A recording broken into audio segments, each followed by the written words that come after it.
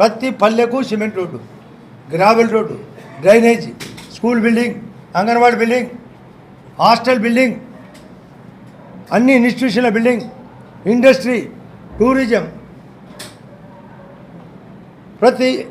అది కాకుండా మోడీ గారి ఆధ్వర్యంలో ఇప్పుడే చెప్పినట్టు 142 సెంట్రల్ స్పాన్సర్డ్ స్కీమ్స్లో PM EGP, NLM, national live stock mission, LM అంటే ముద్రా లోన్, విశ్వకర్మ లోన్, జన్ధన్ ఖాతా, స్టార్టప్ ఫండ్స్, స్టాండప్ ఫండ్స్.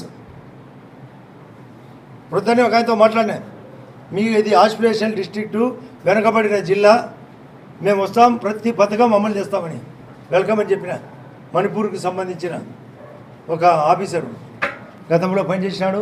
ఇప్పుడు ప్రభుత్వంలో ఒక భాగస్వామ్యం ఉంది.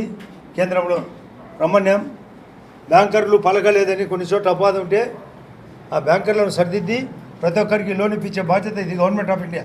స్కీమ్ 35% సబ్సిడీ ఉంది. ఎన్ఎల్ఎం అయితే 50% సబ్సిడీ ఉంది. గోకులాలు ఒకవైపు వ్యవసాయంలో Jagan Reddy drip irrigation, dip in Jagan Reddy government ఇప్పుడు 90% సబ్సిడీ ఎస్సీ ఎస్టీలకు, పెద్దోళ్ళకు కూడా 50% సబ్సిడీ. డ్రిప్తో పాటు స్ప్రింక్లర్, డ్రోన్ మరియు గోడౌన్స్.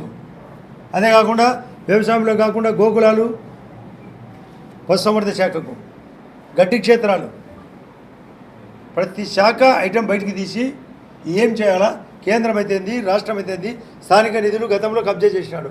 స్థానిక నిధులు అందరికీ పల్లెలకు వచ్చినాయి, మున్సిపాలిటీకి వచ్చినాయి.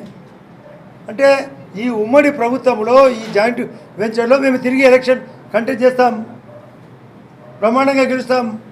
ఇది party spelling YSR party, PRTY, Y తీసేచ్చే, వై అంటే ఇక్కడ వైఎస్ఆర్. పార్టుగా విడిపోయి పార్టీ వైఎస్ఆర్ పార్టీ పార్టుగా విడిపోయి డిస్మాంటిల్ అయి డిసపియర్ కాబోతుంది.